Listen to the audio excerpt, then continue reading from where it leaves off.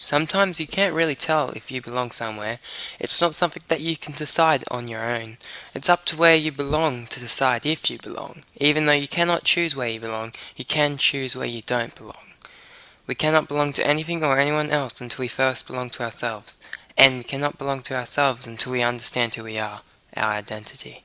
You cannot ever really know what your identity really is. As environments around you change, so does your opinion, your beliefs, where you belong, and in turn your identity. As you cannot understand what your identity truly is unless you were to be completely isolated from the outside world, then you cannot belong in one place forever. There will always be something moving you on or pushing you back.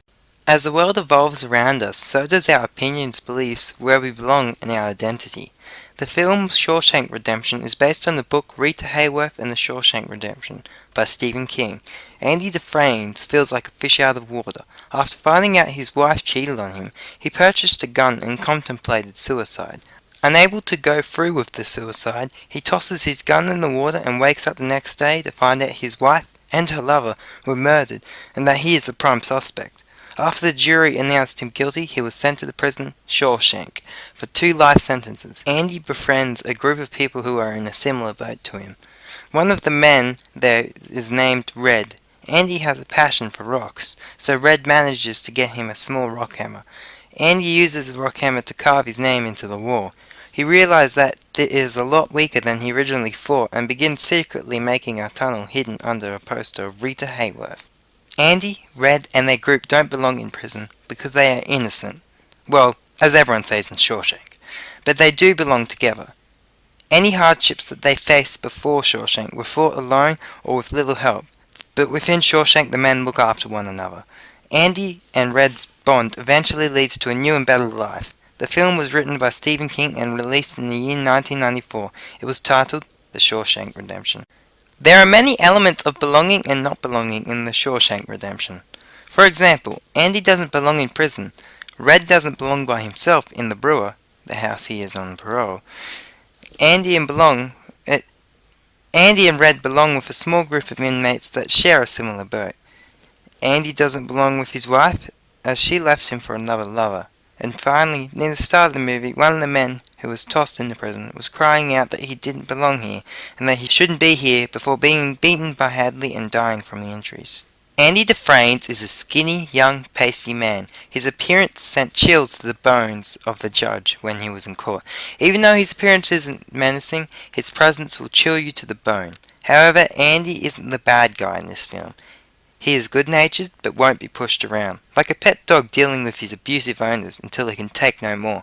Like a child being bullied in the school ground until they finally snap and lash back out. Andy doesn't appreciate being messed with. For example, when Norton, the warden, gets Hadley, a guard, to kill Tommy, another prisoner, because Tommy might be able to get Andy released, which would put Norton in political danger if Andy decided to spill about his corruption. Andy retaliated by escaping that night using the tunnel he had started making 2 decades ago. When Andy escaped, he stole all the information that Norton kept in his safe, replacing it with a decoy. If someone was to watch only the escape scene of The Shawshank Redemption, they would think that a criminal's escape is being celebrated. That criminal stole important bank details and pulled off a great heist, then blaming it on the warden. However, if they were to continue to watch and see how Red unites with an old friend, they will then understand that they weren't the bad guys, but actually the heroes who brought justice to Shawshank. In this way we are positioned to see belonging as perception, not an absolute.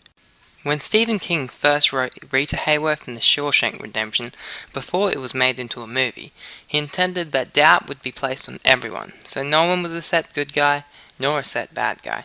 It was up to the reader and in turn the viewer to choose whether or not the good guys were bad or the bad guys were good. In this way, you weren't told who belonged on what side, and there was no definite friend or foe. It isn't until later on in the text when sides were chosen. My perception on belonging after what had happened to Andy Dufresne while he was in Shawshank changed slightly. Before, I never would have thought that a murderer and an innocent man could be good friends without knowing each other before Shawshank.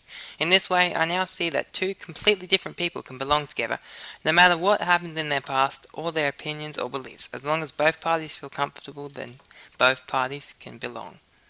The poem Rumpelstiltskin is from the book Transformations by Anne Sexton, written in 1971. Anne Sexton tells the story of Rumpelstiltskin by the Grimm brothers, but with a whole deeper meaning. In the poem Rumpelstiltskin by Anne Sexton identifies how many of us have an inner self who will do nothing for free and will expect something in return. But the inner self is not harsh nor violent. It may even take pity on those unsuspecting. Our inner self is our identity. It is who we are. It is undeniable. We cannot change our deepest belief. To fit in, although we can remodel ourselves, we cannot truly conquer, defeat, or recreate ideals, beliefs, and opinions that we had from the start. The novel The Curious Incident of the Dog in the Nighttime by Mark Haddon was published in 2003. Christopher Boone is a 15-year-old boy who has autism spectrum. Christopher lives with his father as his father tells him his mother died of a heart attack when he was little. Christopher does not understand human emotion. In reality, he is logically smart, but he isn't social smart. He can only understand literal meanings. He can do many hard math equations and he knows the backgrounds of them. He wishes to become an astronaut, even though this is difficult for a boy with his disadvantages. When Christopher finds Mrs. Shear's poodle, Wellington, dead on her front lawn, he sets off as a detective to find out who killed Wellington. Christopher decides to record everything in his book that he is writing. Ed, his father, discovers the book and locks it away in a cupboard. When Christopher goes searching for the book, he finds many letters addressed to him from his mother. When Christopher reads them, he finds that his mother is really alive and that his father has been lying to him this whole entire time. Swift with anger and confusion, Christopher sets out on the trip to find his mother. Battling his quirks and the outside world, Christopher eventually finds his mother's house. In doing this, Christopher realizes that he doesn't belong with the normal world and faces hardships that normal people can normally endure. However, his unique way of thinking allows him to surpass certain obstacles that normal people can't pass. Christopher feels that he cannot belong with his father after finding out that he murdered Wellington, the dog, and how he lied to him for many years about his mother's death. Christopher starts to live with his mother and has this feeling of belonging when he is with her. He is clearly more comfortable with her than his father. As the novel finishes, Christopher begins to trust his father and begins to re-accept him as part of his life. Mark Haddon begins the book with Christopher finding Wellington dead in the grass. Christopher, shocked, goes and hugs Wellington, only to have Mrs. Shears discover him and to start yelling frantically, frightening Christopher, then leaving to call the police. The text in the novel shows signs of how Christopher is different from the rest of the world. For example, when Christopher says he doesn't like the colours yellow or brown, or when he says he doesn't know what the smiley faces mean. Another technique used to show on how Christopher doesn't really belong was his irrational reaction to his mother's letters. Instead of confronting his father, he leaves to travel across Britain to find his mother, as he plans to spend the rest of his life with her. However, for Christopher, even though he travels away from his town, he expects his mother to continue where his father left off, by allowing him to do A-level math, even though he is no longer at home. The text begins by showing disadvantages of being in Christopher's position, and shows how Christopher has to deal with miscommunication between him and everyone else. He feels superior to other special kids. By the end of the text, Christopher and the reader are shown that not only branching out has narrowed his opinions and other people's opinions, near the end, Christopher gets over some of his quirks. For example, he gets a pet dog which is sandy coloured, which is yellow. As he likes to interact with the dog physically, it shows that he no longer cares about the colour yellow. In this way, it shows that even our worst habits will change in order to belong. The Curious Incident of a Dog in the Nighttime is based on the kid that Mark Haddon knew, but is entirely fiction. The book was released and set in 2003. The author wishes to take us into the mind of a kid who has autism and how he deals and relates with this problem. Christopher believes that other kids in his school are dumb, and this positions us to see that he isn't as disadvantaged academically. My perception of belonging in The Curious Incident of a Dog in the Nighttime has strengthened my current beliefs and reinforced other loosely connected beliefs on this unique subject.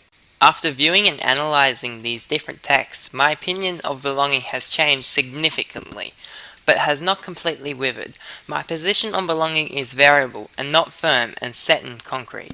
In itself, my perception or belief about belonging is unique itself.